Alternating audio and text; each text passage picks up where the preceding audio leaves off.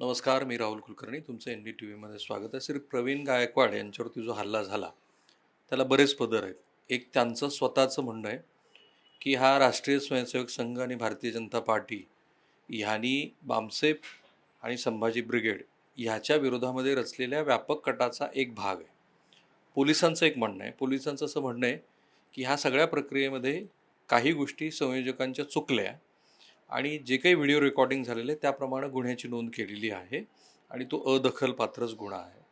तिसरं, काही लोक जे समाज माध्यमामध्ये व्यक्त होत आहेत त्यांचं असं म्हणणं आहे, खास करून बाळासाहेब सराटे वगैरे सारखी मंडळी, त्यांचं असं म्हणणं आहे की पूर्वी प्रवीण गायकवाड यांनी अशाच पद्धतीच्या आंदोलनामध्ये आम्ही जेव्हा हे प्रश्न विचारले तेव्हा आमच्या विरोधातली भूमिका घेतली आणि खरं तर ब्राह्मण्यवादाला त्यांनी पाठिंबाच दिला. लक्ष्मण हाके यांनी थोड्या वेळापूर्वी बरंच त्यांचं मत व्यक्त केलं आहे. मला गंभीर गोष्ट अशी वाटते की महाराष्ट्रामध्ये जी परंपरा नाही आहे की अशा पद्धतीनं चळवळीतल्या महत्त्वाच्या कार्यकर्त्यांवरती थेटपणे हल्ला चढवणं आणि त्यांना, जसं प्रवीण गायकवाड यांचं मत आहे, की जीवे मारण्यापर्यंतचा प्रकार करणं. स्वतः ते आहेतच आपल्याबरोबर. मला असं वाटतं की तुम्ही जे आधी आपण बोललो फोनवरती, तुम्ही गाफील राहिलात करून. हा, मुख्य काय आहे की गेली महिनाभर जे आयोजक आहेत अक्कलकोट संस्थांमध्ये अ, एक शिक्षण संस्था आहे मोठी, 60-70 वर्षाची तिची परंपरा आहे. त्यांचं असं म्हणणं होतं की सकल मराठा समाज आणि ही संस्था एकत्रितरित्या आदरणीय जन्मेजयराजे भोसले, जे तिथले एक प्रतिष्ठित नागरिक आहेत आणि त्यांचं नातं शिवाजी महाराजांची सांगितलं जातं आणि त्यांचा सत्कार करायचा आहे. तर पहिल्यांदा त्यांनी आदरणीय पुरुषोत्तम खेडेकर साहेब, जे वयाने ज्येष्ठ आहेत, आणि त्यांच्या हस्ते सत्कार करायचा होता. पण त्यांचं आता वय लक्षात घेतं 75 आणि प्रवास आणि तब्येत लक्षात घेता त्यांनी सांगितलं की त्यांना येणं शक्य नाही. म्हणून सकल मराठा समाजाने त्या शिक्षण संस्थेने माझ्याशी संपर्क साधला आणि त्यांनी सांगितलं आपल्याशी जन्मेजयराजे भोसले स्वतः बोलतील. मग त्यांनी मला संपर्क केला की बाबा या आपण, मला आवडेल आपल्या हस्ते सत्कार करून घेण्याचं, तुमचं सामाजिक कार्य मोठं आहे. आणि म्हणून मी ती कबुली दिली. कबुली याच कारणाने दिली की स्वतः एक राजे असलेले व्यक्ती आणि त्यांचं तिथं अन्नछत्राचं मोठं काम आहे त्या स्वामी समर्थ प्रतिष्ठानच्या तिथं. दुसरी गोष्ट त्यांचं शिक्षण क्षेत्र आणि त्यांचं सामाजिक आणि ज्याला आपण सत्कार म्हणतो, त्यांच्या वयामुळं म्हणा, त्यांच्या कामामुळं म्हणा, आणि तो आपल्या हस्ते होतोय, हा माझ्यासाठीच मोठा एक सन्मान होता. आणि त्या विश्वासाने मी त्या ठिकाणी अक्कलकोटला धाराशिवचे माझे कार्यक्रम, म्हणजे मराठवाड्याचा माझा दौरा संपून धाराशिववरनं मी तिथं पोचलो होतो. माझ्याबरोबर कार्यकर्ते होते, परंतु सभागृहाकडे जात असताना मी प्रमुख अतिथी आहे, डॉक्टर शिवरत्न शेटे जे शिवव्याख्याते ते आहेत, त्यांचं व्याख्यान होणार होतं आणि जन्मेजयराजे भोसले आम्ही एकत्रितच सभागृहाकडे जात असताना माझ्यावर जो हल्ला झाला ती शाई नाहीये, ते वंगण तेल आहे जे गाडीतनं बाद झाल्यानंतर ते धोकादायक असतं, विषारी तेल असतं, ते माझ्यावर इतकं टाकलं गेलं की मला काही समजायच्या आत आणि मग माझ्यावर हल्ला झाला. मग मी गाडीकडे गेलो, गाडीत घुसून मारामारीचा प्रकार झाला. कसं बसं माझे कार्यकर्ते जे होते मागच्या गाडीमध्ये ते सावध झाले आणि त्यांनी मला वाचवलं. आता अनुभव असा आहे की तो कार्यक्रम चालू राहिला, तो कार्यक्रम काही थांबवला गेला नाही, त्या कार्यक्रमात निषेध केला गेला नाही. जो यथाचित सत्कार होता तो जन्मेजय भोसलेंचा झाला, डॉक्टर शिवरत्न शेटेंच्या हस्ते, त्या कार्यक्रमाच्या अध्यक्षांचे, तिथं लोकांच्या हस्ते. बरं, तो कार्यक्रम संपला, आम्ही त्यांच्याच हॉटेलमध्ये थांबलो होतो. तिथं ते आले जन्मेजयराजे भोसले आयोजक, त्यांनी कुठलाही निषेध नोंदवला नाही, कुठली सहानुभूती दाखवली नाही. आणि महत्वाची गोष्ट म्हणजे पोलीस चौकीला जाऊन आयोजकांनी जी कंप्लेंट दिली पाहिजे होती की हे गैर लागू आहे, गैर सत्कार होतोय, सगळं कार्यक्रम व्यवस्थित चालवतोय, पण आमच्याकडे मात्र दुर्लक्ष झालं. आम्ही कसे बसे तिथून सोलापूरला पोहोचलो. 3-4 तास तिथंच होतो आम्ही. सावधगिरीची भूमिका म्हणून म्हणा किंवा सुरक्षितता म्हणा, सगळ्या कार्यकर्त्यांचं म्हणणं की थोडं आपण थांबू, कारण पुढं मागं कुठं काही यंत्रणा असू शकतात. आम्ही सोलापूरला गेलो आणि सोलापूरला पोहोचल्यानंतर जे कार्यकर्ते तोपर्यंत जमले होते, कारण PR एजन्सी पुण्यामधनं पाठवली होती प्रसिद्धीसाठी, त्याचे व्हिडिओ काढणे, म्हणजे ती दहशत निर्माण करायची माझ्यावर. असा एका एका हल्ला नाही झाला, पूर्वनियोजित कट आहे. 2-3 दिवसापासून हे जे आहेत लोक ते तिथं होते, त्यांचे व्हिडिओज तिथं अन्नछत्राला किंवा देव मंदिरात जाताना वगैरे उपलब्ध झालेले आहेत किंवा त्या हॉटेलला उतरलेले वगैरे. हा पूर्वनियोजित कट होता. ठीक आहे. मग श्री जन्मजयराजे भोसले हे ह्या कटाचा भाग आहेत? नाही, मी तसं म्हणत नाही. माझं असं म्हणणं आहे की त्यांनी निषेध नोंदवणं अपेक्षित होतं. किमान त्यांच्या आयोजकांनी किंवा त्यांनी स्वतः पुढाकार घेऊन त्यांच्या मुलांनी कंप्लेंट नोंदवणं गरजेचं होतं. माझे जिल्हा अध्यक्ष संभाजी ब्रिगेडचे संभाजीराजे भोसले यांनी पुढाकार घेऊन ज्यावेळेस तिथं पोलीस चौकीला गेले त्याच्यानंतर सगळी प्रक्रिया सुरू झाली. आता संशय येतो, त्यांचा जर सहभाग आहे नाहीये हे आता पोलीस यंत्रणेतनं ठरल, पण ते स्वतः बोलून घेतायत, आग्रह धरतायत, पाठपुरावा करतायत आणि मग मी गेल्यानंतर माझी कुठलीही दखल घेतली जात नाही, विचारपूस केली जात नाही. सभागृहात आम्ही एकत्र जात असताना माझ्यावर जीव घेणा हल्ला होतो, काळं टाकलं जातं, वंगण तेल, माझा जीव त्याला धोका झाला तरी सभागृहातला कार्यक्रम आनंदाने सुरू, याचा अर्थ काय घ्यायचा? हा सगळा प्रकार किती वेळ चालला? हा सुरुवातीला तर 15-20 मिनिटं चालला, पळापळी झाली, इकडे तिकडे सगळं अंगावर तेल वगैरे होतं. पण मग आता तिकडे कार्यक्रम सुरू होता, आम्ही म्हणलं कार्यक्रमात व्यत्यय नको. पहिला मी पण काही फार गांभीर्याने घेतलं नव्हतं, तर गांभीर्य नंतर नंतर लक्षात यायला लागलं. त्याच्यामुळे मग ते पुढचा विषय झाला. आणि दुसरा महत्वाची गोष्ट काय आहे की ज्यांनी हल्ला केला यांची जशी माहिती मिळायला लागली किंवा त्यांच्यावर 10 मोठे गुन्हे झालेले, अगदी खुनाचा त्यांचा गुन्हा आहे, त्यांच्या गावात त्यांना राहून देत नाही, खंडणीचे गुन्हे, अशी व्यक्ती आहे पहिली गोष्ट. नंतर जसं जसं समाज माध्यमातून कार्यकर्त्यांनी कळवलं की ते भारतीय जनता पार्टीचे युवा मोर्चाचे अध्यक्ष आहेत, नंतर बावनकुळे बरोबरचे फोटो आले, कार्यक्रमाचे व्हिडिओ झाले बावनकुळेंबरोबर, तर हे सगळं मग आम्हाला हळूहळू षडयंत्र उघडं व्हायला लागलं. तुम्हाला शिवीगाळ झाली, मारहाण झाली? शिवीगाळ झाली, मारहाण नाही झाली. तिथं मारामारी झालेली, झोंबाझोंबी झाली, काय मला नाही झाली. माझ्यावर हात उगारलेला आहे असा पार, पण मारलं नाही. मारलं नाही, मला माहित नाही का मारलं नाही, पण मारायचा प्रयत्न झालेला आहे. आणि ज्याचं बॅकग्राऊंड तुम्ही बघितलं तर खून ऑलरेडी केलेला आहे त्यांनी, त्याच्यामुळे त्यांनी मारलं नसतं असं नाही. मग माझ्या डोळ्यात तेल गेलं असतं, ते विषारी तेल होतं, कदाचित डोळ्याला इजा झाली असती, अनेक प्रकार झाले असते. पण मी सध्या तरी सुरक्षित आहे. तुम्ही हात जोडताना पण दिसताय. मी त्यांची जी मागणी होती की संभाजी ब्रिगेड हे एकरी उल्लेख आहे संभाजी महाराजांना, त्यांनी संभाजी महाराजांचा अपमान होतो. यापूर्वी 2 वेळा त्यांच्याशी माझं फोनवरनं बोलणं झालेलं आहे की बाबा संभाजी ब्रिगेडचं नाव आपण जे म्हणतात छत्रपती संभाजी ब्रिगेड करा, किंवा अन्य तुमची जी मागणी ती मला मान्य आहे. आमचा काही हेतू संभाजी महाराजांची बदनामी करण्याचा असायचंच काही कारण आहे, कारण ते आमचे प्रेरणा पुरुष आहे, महापुरुष आहे, शिवाजी महाराजांचे पुत्र आहेत, दुसरे छत्रपती आहेत. पण ते असं काहीतरी बिंब होतं. आता त्याच्या कायदेशीर बाजू काय आहेत की संभाजी ब्रिगेड ही धर्मदाय आयुक्ताकडे नोंदवलेली 25 वर्षापूर्वीची संघटना आहे. तिचा इतिहास आहे, त्याला जनरल बॉडी घ्यावी लागते, नावात बदल करणं तसं सोपं नाही, वार्षिक जनरल बॉडी करायला लागते, त्यासाठी एक प्रक्रिया असते. दुसरी गोष्ट, जसं आम्ही ही प्रक्रिया सुरू केली तसं कळालं की मुंबईमध्ये छत्रपती संभाजी ब्रिगेड नावाने एक संघटना ऑलरेडी रेजिस्टर आहे, सचिन कांबळेंनी केलेली. आता 2 संस्थेला समान नाव देता येत नाही महाराष्ट्र पातळीवर जर काम करत असेल तर. मग त्यांच्याशी संबंध साधणे, त्यांची एनओसी घेणे किंवा त्यांचा सहभाग घेणे किंवा त्यांच्याकडून त्या संघटनेचं नाव घेणं, ह्या सगळ्या प्रक्रिया कायदेशीर आहेत. कारण धर्मदाय आयुक्त हे न्यायाधीश असतात, त्यांच्याकडे विषय गेला की मग त्या तारखा पडतात वगैरे वगैरे. ही दीर्घकालीन प्रक्रिया आहे, ही मी त्यांना समजून सांगितली. अजून माझा एक अनुभव काय आहे की डॉक्टर अमोल कोल्हे आणि आम्ही एकत्र मिळून स्वराज्य रक्षक संभाजी सिरियल काढली होती. त्यावेळेस सुद्धा एकेरी उल्लेख होतो, छत्रपती नाव नाही, महाराज नाव नाही, अशा अनेक लोकांनी आक्षेप घेतले. डॉक्टर अमोल कोल्हेंनी समजून सांगितलं, मग मी अनेक लोकांना समजून सांगितलं. त्यांनी तो विषय माझ्याकडे पाठवला की बाबा आपण जर एखादा चित्रपट नाटक काढत असेल तर त्याला आपल्याला एक सक्षम जी मान्यता देती संस्था, ज्याला आपण सेन्सर बोर्ड म्हणतो, सेन्सर बोर्डकडे आपल्याला ते स्क्रिप्ट, डायरेक्टर, प्रोड्युसर, कलाकार ते नोंदवायला लागतात. तर 20 अशा सिरियल आणि चित्रपटाची नोंद होती ज्याच्यामध्ये छत्रपती संभाजी महाराज हे नाव येत होतं. आता त्यामुळं आम्हाला ते नाव मिळत नव्हतं. कुणीतरी जर आम्हाला ते दिलं असतं, पण त्यांची ऑलरेडी डायरेक्टरचं ठरलेलं आहे, स्टोरी ठरलेली आहे, तर ती अडचण होती. मग त्या लोकांना समजून सांगितल्यामुळे सिरियल चांगली झाली. संभाजी महाराजांचा सत्य इतिहास आम्हाला लोकांपर्यंत पोहोचवता आला. प्रताप गंगावणे त्याचे लेखक आहेत. नंतर अनेक गोष्टी ज्या संभाजीराजांबद्दल बदफैली असतील, दारू पित होते, स्त्रियांच्या बाबतीत, हे सगळं संभाजी ब्रिगेडनी नव्याने इतिहास लिहून, त्यांना एकच पत्नी होती, प्रामाणिक होते, त्यांनी 4 ग्रंथ लिहिले. त्यातलं बुधभूषण हे राजकारणातलं उत्तम ग्रंथ आहे, 7 शतक, नायिका भेद, हे त्यांचं संस्कृतवरचं पांडित्य, त्यांचं चित्र आम्ही उपलब्ध करून दिलं, ते अभ्यास करतानाचं चित्र उपलब्ध करून दिलं.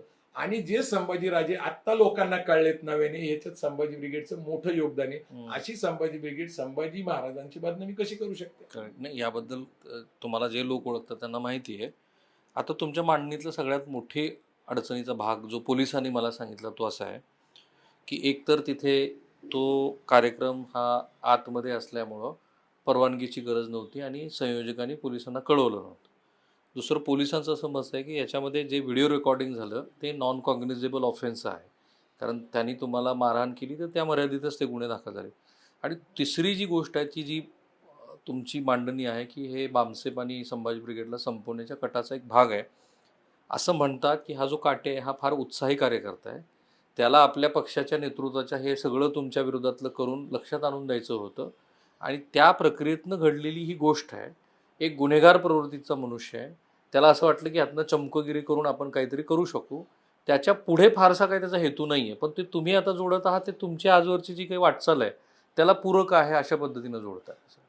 नाही नाही, मूळ कसं आहे की ज्याच्यावर खुनाचा गुन्हा दाखल झालेला आहे, हा समजा असं लक्षात घे की भारतीय जनता पार्टीचा एक प्रामाणिक कार्यकर्ता आहे आणि त्यांनी जर काही निषेध नोंदवला असता, समजा अगदी शाई टाकली असती, तरी मला काही तसं वाटलं नसतं. ज्या वेळेस मला दीपक काटेंचा इतिहास गुन्हेगारीचा कळाला आणि त्याच्याबरोबर आलेले लोक ते येरवडा जेलमध्ये सुद्धा होते, ते पण गुन्ह्यामध्येच होते, हत्येच्या गुन्ह्यामध्ये, खुनाच्या गुन्ह्यामध्ये. अशा प्रकारची टीम ज्या वेळेस आपल्यावर घातली जाते, आता माझे कार्यकर्ते सावध नसते, माझे कार्यकर्त्यांनी जर मला वाचवलं नसतं, त्यांनी कडं केलं, मला बाजूला नेलं, मला वाचवलं, मला मारण्याचा प्रयत्न झाला, हे व्हिडिओमध्ये क्लिअर दिसते, गाडीत घुसण्यापासून ते सगळी गोष्ट खरी. आता जी प्रवृत्ती माझ्यावर घातलेली आहे, हा जर कार्यकर्ता असताना तर त्यांच्याशी चर्चा होऊ शकते, पण जी टोळकी आली होती, जी लोक आले होते, यांचा पूर्व इतिहास गुन्हेगारीचा इतका प्रचंड आहे, तर माझ्या जीविताला धोका आहे हे स्पष्ट झालेलं आहे. आणि माझ्या अंगावर तेल घातल्यानंतर मला दिसायचंच काय कारण आहे, डोळ्यात तेल गेल्यानंतर कोण मारलंय, काय केलंय. बरं, मला अशा प्रकारे त्यांनी काळं करून टाकलं, एवढं टाकलं होतं की मी कोण आहे हे सुद्धा समजायला तयारी नव्हती. मी पूर्ण योजनाबद्ध ते व्हिडिओ बघितले आपण, ते व्हिडिओ. पण तुमचं असं मत आहे की हे संघानं ठरवून केलं? नाही, काय झालं होतं की मागील काही महिन्यापूर्वी बामसेप संघटनेने RSS आणि त्यांचा जो संघर्ष आहे, ती पण प्रशिक्षित कार्यकर्त्यांची संघटना आहे, वैचारिक संघटना आहे. बामसेप सुद्धा प्रशिक्षित कार्यकर्त्यांची वैचारिक संघटना आहे. तो संघर्ष चालूच आहे, पुरोगामी, प्रतिगामी वगैरे. पण बामसेपनी राष्ट्रीय स्वयंसेवक संघाला 100 वर्ष होत असताना त्याला एक पूर्ण 1.5-2 लाख लोकांचा घेरावा घालून दिवसभर निदर्शने केली होती. आता ही निदर्शनं डायरेक्ट RSSच्या कार्यालयालाच घेराव घातल्यामुळं तिथं जे त्या RSS मध्ये मंथन झालं सुरुवातीला, बाई कोण लोक आहेत, काय आहेत, त्यांचं म्हणणं काय, इथपासून ते गेल्या महिन्यापर्यंत त्यांचं शेवटी असं लक्षात आलं, आपल्याला 100% किंवा हिंदू राष्ट्र भाजपचं 100% जे काही त्यांचा प्लॅन आहे. तर आता अडसर काय आहे की आता महाराष्ट्राचं उदाहरण घ्यायचं म्हणलं तर 2 पक्ष फोडलेले आहेत, शिवसेना, राष्ट्रवादी. सध्या काय आहे, एकनाथ शिंदेचा गट उद्धव ठाकरेंवर आरोप करतोय, उद्धव ठाकरेंचा गट शिंदेवर आरोप करतोय, ते त्यांच्यात व्यस्त आहेत. अजित पवारांचा गट शरद पवारांकडे, शरद पवारांचा अजित पवार करतो. म्हणजे राजकारणामध्ये ही स्थिती. अगदी काल तुम्ही बघितलं तर कुणाल पाटील हे तरुण आहेत, संग्राम थोपटे हे तरुण आहेत, आणि उद्या हे संजय जगताप हे काँग्रेसचे 3 माजी आमदार तर भारतीय जनता पार्टी जातात. भारतीय जनता पार्टीमध्ये काँग्रेसचे खूप लोक गेले, राष्ट्रवादीचे गेले. आता हे सगळं चालू असताना मग आपल्याला जे उद्दिष्ट बहुमताचं, जसं केंद्रामध्ये 400 पारचा नारा दिला होता, महाराष्ट्रामध्ये 145 हे मॅजिक फिगर जर पुढे जाता येत नाही, किती प्रयत्न करून पक्षातले लोक घेतले जातात पुढे, मग विचारधारा कुठली लोकात महाराष्ट्रात, ते महाराष्ट्राच्या संस्कृतीची, फुले शाह आंबेडकर विचाराची जी विचारसरणी मांडली जाते, समतेची, बंधुत्वाची, न्यायाची आणि मानवतेची, तर ह्याचा प्रचार प्रसार कोण करते? मग बामसेप करते. बामसेपला महाराष्ट्रात कोण मदत करते? तर मराठा सेवा संघ, संभाजी ब्रिगेड यांची विचारसरणी एकच आहे. आणि मग राजकीय पक्ष जरी आपण म्हणत असलो तरी पुरोगामी चळवळीतला एक पक्ष म्हणून ॲडव्होकेट प्रकाश आंबेडकर जे विचार मांडतात ते परत फुले शाह आंबेडकरांचे विचार. तर ह्या समान पातळीवर, ज्याला आपण पुरोगामी विचार म्हणतो, प्रतिगामी विचार आणि पुरोगामी, याचा प्रचार प्रसार करत असल्यामुळे अजून उत्कृष्ट म्हणजे 100 वर्ष संघाला पूर्ण होत असताना महाराष्ट्रामध्ये पूर्ण सत्ता मिळत नाही, ही त्यांची खंत आहे. याच्यावर चर्चा झाली, मग यांचा बंदोबस्त केला पाहिजे. कारण एक तर पहिली गोष्ट, बामसेपने मोठा घेरावा घालून महाराष्ट्रावरती देशभर बातमी गेली होती, त्यांची नामुष्की होती. तिथपासून मग हा प्रवास सुरू झाला. ते आता माझ्या हल्ल्यापर्यंत हा प्रवास आहे. आम्हालाही काही लोक हितचिंतक तिथं काम करणारे सांगतात की काळजी घ्या, असं होऊ शकतं, तसं होऊ शकतं. ही खात्रीलायक माहितीवर मी आपल्याला, तसे पुरावे आहेत तुमच्याकडे? तसे पुरावे आहेत, तसे पुरावे आहेत आणि तशी कृती झालेली आहे. एक लक्षात घ्या की तुम्ही दाभोळकरांची हत्या बघा, पानसरेंची हत्या बघा, कलबुर्गींची बघा, गौरी लंकेशची बघा, अजून मास्टर माइंड सापडलेले नाही. आणि जे गुन्हेगार आहेत ते यांच्याशीच संबंधित आहेत. म्हणजे जसं आता तुम्ही दीपक काटे, हा काय पूर्वीपासून काही कुठल्या संघटनेचा कार्यकर्ता नाही. तो जेलमधनं सुटल्यानंतर त्याला काही सामाजिक काम करायचं किंवा राजकीय प्रतिष्ठा पाहिजे, मग त्याला काहीतरी जबाबदारी देऊन तू काहीतरी कर. आपण म्हणताय तसं स्टंटबाजी चमकुगिरी वगैरे खरी आहे, पण चमकुगिरी किती? संभाजी ब्रिगेड सारख्या मराठा समाजाची आणि बहुजन समाजाची एक प्रमुख संघटना जी चळवळ चालवती, वैचारिक आहे, जिचे 25 वर्षाचा इतिहास आहे, तिच्या अध्यक्षांवर हल्ला करण्याचं धाडस म्हणजे इथला प्रत्येक चळवळीतला कार्यकर्ता आता दबलेला आहे. हजारो कार्यकर्ते रडत होते. मला अगदी प्रशांत राळे ऑस्ट्रेलियावरनं जेवलेले नाही, झोपलेले नाही, रडत होते. तिथपासून ते लंडन पासून म्हणजे जवळपास अनेक देशापासून ते व्हिडिओज पण आले. म्हणजे जर भारताच्या बाहेर गेलेले लोक सुद्धा अस्वस्थ होत असतील माझ्या हल्ल्याने, तर त्याचं गांभीर्य व्हिडिओ मधनं दिसतंय. तर हे कटाचा भाग आहे. आणि मी तुम्हाला सांगितलं की असे लोक आयात करायचे, त्यांना प्रतिष्ठा द्यायची आणि त्यांच्यावर जबाबदारी द्यायची, मग म्हणायचं की तो भारतीय जनता पार्टीचा सभासद आहे, पण भारतीय जनता पार्टीचं असं धोरण नाही. मग तुमचं धोरण काय आहे हे तरी सांगा. ते सांगतात ना, वैचारिक पद्धतीनं आम्ही कारण आता जेवढ्या प्रतिक्रिया तुमच्या घटनेवरती आल्या त्यात मुख्यमंत्र्यांनी निसंदिग्ध शब्दामध्ये सांगितलं की तुमच्या विरोधात ज्यांनी ही कृती केली त्यांना आम्ही योग्य ते शासन करू, असं ते म्हणालेत. की ते गुन्हे वाढवलेत की नाही आता ते बघायला लागेल. आणि दुसरी एक अशी मांडणी होती आहे की आमचा जो विरोध आहे तो वैचारिक आहे आणि मी वैचारिक पातळीवरती ते करत राहू. नाही, पण तुम्ही जर बघितलं बुद्धापासून क्रांती प्रतिक्रांतीचा इतिहास बघितला, महात्मा फुलेंवर हल्ला झाला, ती विचारसरणी कुठली आहे? शाहू महाराजांवर हल्ला झाला, ती विचारसरणी कुठली आहे? बाबासाहेब आंबेडकरांवर हल्ला झाला, ती विचारसरणी कुठली आहे? गांधीजींची स्वातंत्र्य मिळाल्यानंतर गोडसेंनी हत्या केली, ती विचारसरणी कुठली आहे? आणि मी आपल्याला सांगितलं, पानसरे असतील, कलबुर्गी असतील, गौरी लंकेश असतील किंवा दाभोळकर असतील, यांची हत्या 2014 ते 19 मध्ये झाली. यांची विचारसरणी कुठली आहे? सगळ्या विचारसरणीचा संदर्भ घेऊन आम्ही जे काम 25 वर्ष सातत्याने करतोय, त्याच्यामुळे इथं जे राजकीय अस्थिरता राहतीये कायम आणि त्यांचा उद्देश पूर्ण होत नाही. मग दोनच पर्याय राहतात. विचाराची लढाई विचाराने लढली, पण विचाराची लढाई विचाराने लढता येत नाही.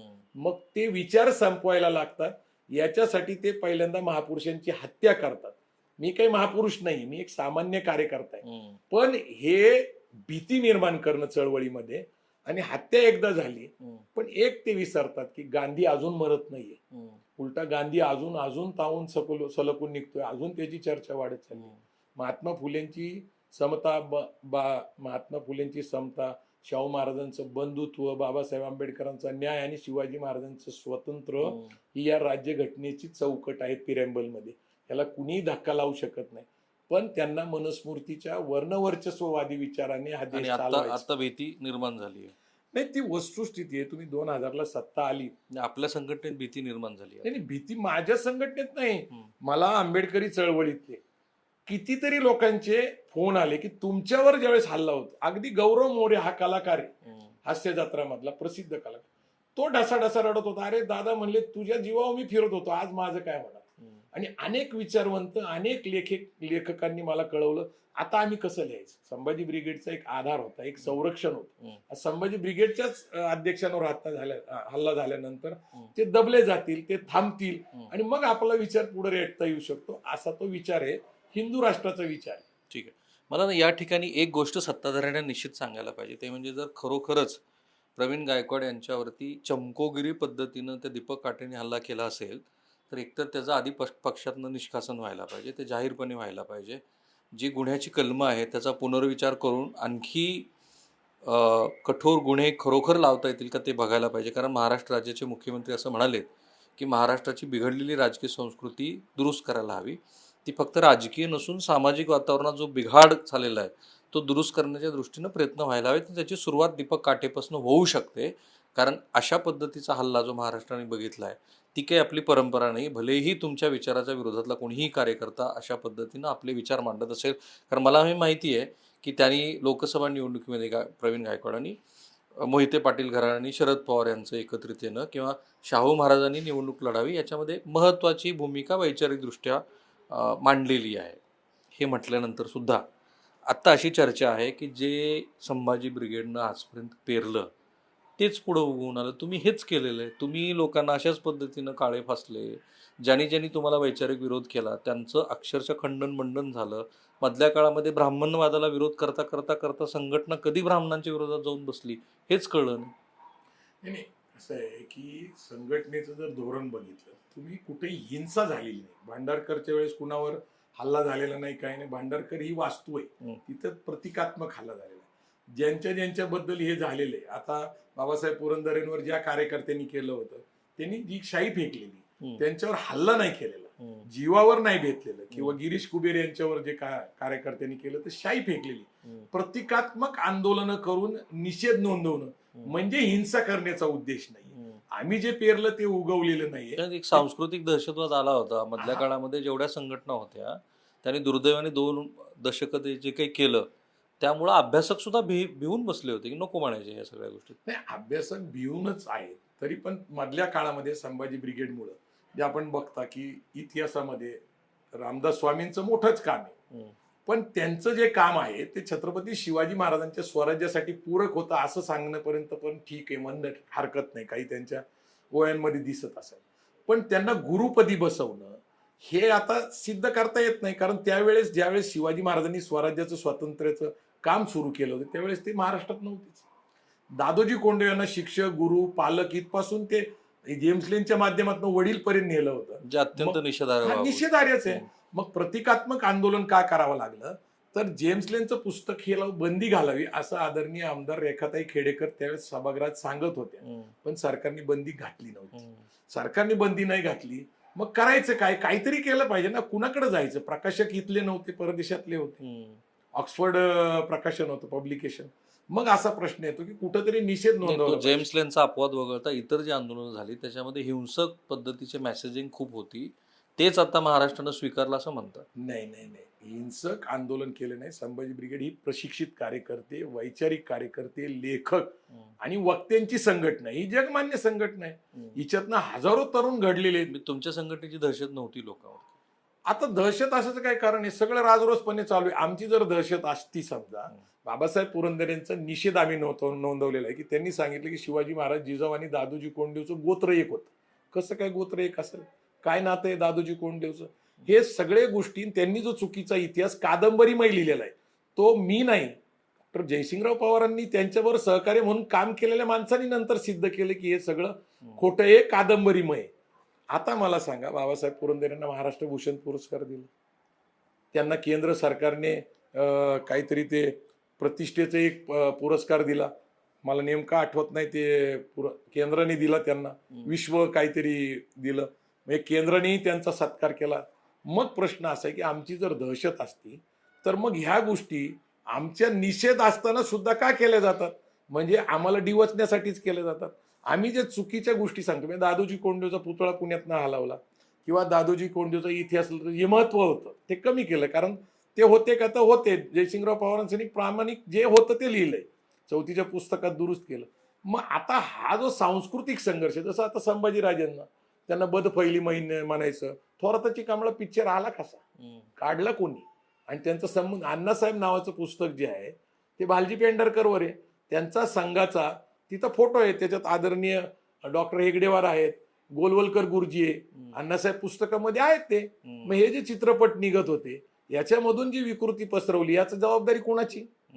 याच्यातनं जे साहित्य निर्माण झालं आणि आमच्या महापुरुषांची बदनामी केली. आमच्या चळवळीचं यश आहे की शहाजी महाराज यांनी शिवाजी महाराजांना 1638 ते 1642 बेंगलोरला ठेवून सगळं प्रशिक्षण दिलं. हे शिवभारत या ग्रंथामध्ये लिहिलेलं आहे. त्यांनी भगवा झेंडा दिला, प्रतिपचंद्र लेखे, वर्ध विष्णू शाह शेष, म्हणजे एक राजमुद्रा दिली की तुझं राज्य असंच चंद्रकोराप्रमाणे, पौर्णिमेच्या चंद्रकोराप्रमाणे वाढावं. हे कुणी सांगितलं? आणि राष्ट्रमाता जिजाऊ ह्या त्यांच्या गुरु आहे. कारण राष्ट्रमाता जिजाऊंचं माहेरचे लोक, जाधवराव कुटुंब, निजामाने विश्वासघाताने बोलून संपवलं होतं. आता सत्य इतिहास सांगणं हे काय गैरलागू काय? आता कुणी त्यांची बदनामी केली म्हणजे राम गणेश गडकरी यांचं राजसन्यास नाटक, तो पुतळा वाघ्या कुत्र्याचा प्रश्न आला. आता भाजपत असलेल्या मंडळींनी त्यावेळेला तो पुतळा हटवताना फार मोठी भूमिका घेतली होती. पण मला आता जरा शेवटच्या भागाकडे, महत्वाच्या भागाकडे जायचंय. पुढं ज्या जात घटकाविषयी ह्या निमित्ताने प्रश्न उपस्थित झाले त्याआधी फक्त एका वाक्यात मला सांगा की ब्राह्मणवादाला विरोध करता करता ब्राह्मणांना विरोध सुरू झाला, हे बरोबर आहे? नाही नाही, तुम्ही एक लक्षात घ्या की आपण जर बघितलं तर माझे असंख्य मित्र आहेत ब्राह्मण. हम्म. आता माझ्याकडं परवा दिवशी अद्वैत दीक्षित कोल्हापूरवरून आले होते. ते दुबईमध्ये व्यवसाय करायला गेले, त्याचं संपूर्ण मार्गदर्शन माझं आहे. त्यांच्या पत्नी त्यांच्यावर जायला तयार नव्हते. त्यांचं म्हणणं होतं मी इथं बरं आहे. ते त्यांच्या पत्नीला विश्वासाने माझ्याकडे आपण बसला त्याच खुर्चीवर ते बसल्या होत्या आणि त्यांनी मला सांगितलं की माझं देशप्रेम आहे, मला यांचं काही पटत नाही.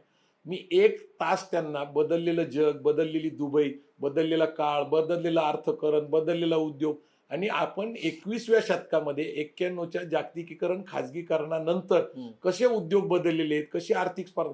आणि मी तुम्हाला सांगतो, ती ताई, त्या अद्वैत दीक्षितांची मिसेस, मी गेटपर्यंत सोडायला गेल्यानंतर 1-2 पाऊल माझ्या बरोबर मागं थांबल्या.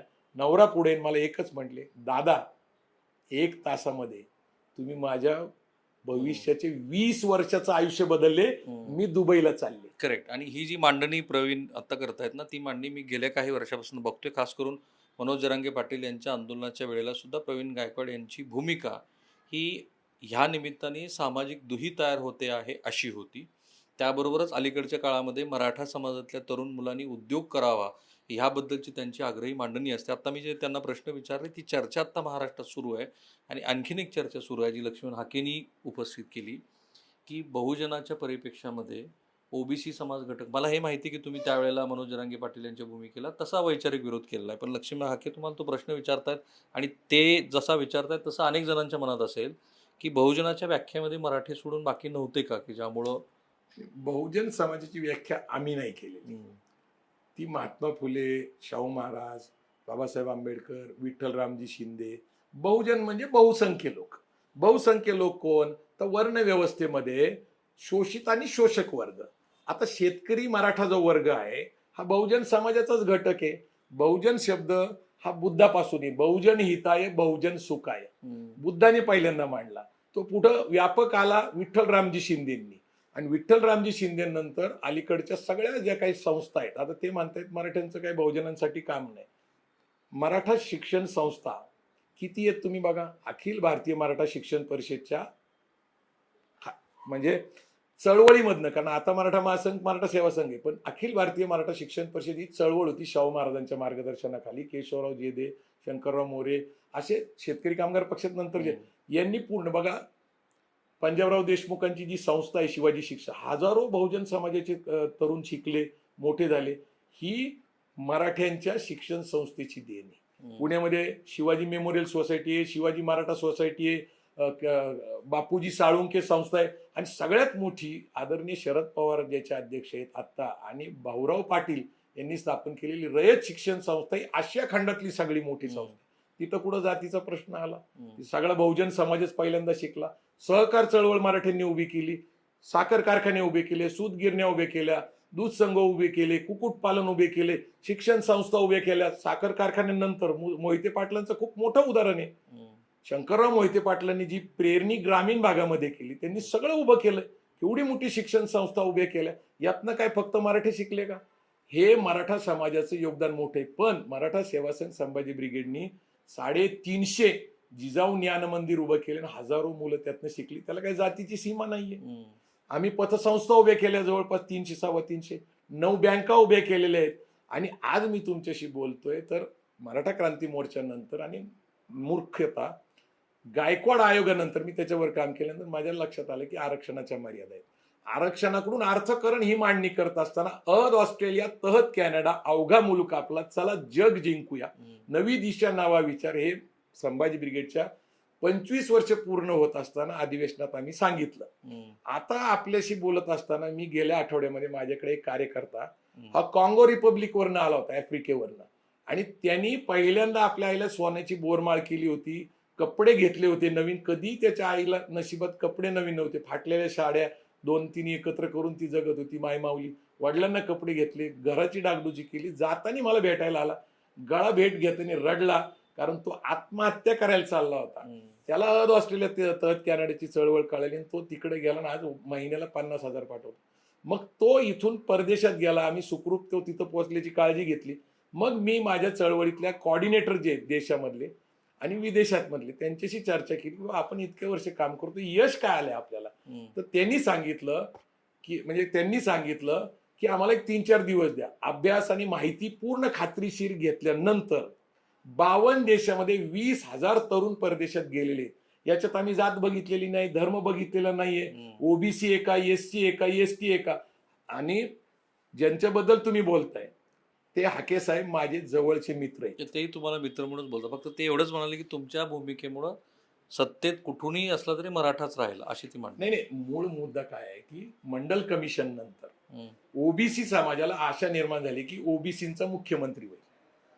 तुम्ही देशभरात जर बघितलं तर निश्चित तुम्हाला चित्र बदललेलं दिसतं की देशभरातल्या प्रत्येक राज्यामध्ये ओबीसी मुख्यमंत्री झाला. आणि महाराष्ट्रामध्ये साधारणपणे माळी धनगर समाजाची अशी अपेक्षा आहे की बुवा ते मराठा समाजानंतर 2-3 नंबरला आहेत, त्यांचा कोणीतरी कधीतरी मुख्यमंत्री व्हावा. तर त्यांची लक्ष्मण हाकेंची मागणी काही चुकीची नाहीये, गोपीनाथ पडळकरांची चाणाक्षपणे तुम्ही ते नाही चुकीची नाहीये ना. पण आदरणीय शरद पवारांवर आरोप करताना अण्णा डांगे असतील किंवा शिवाजीराव जतचे, शिवाजीराव काय त्यांचं नाव, त्यांचे आता मुलगा आहे अशोक आणि प्रकाश शेंडगे, त्यांना मुंबईवरनं आणून जत मधनं केलं, मंत्री केलं.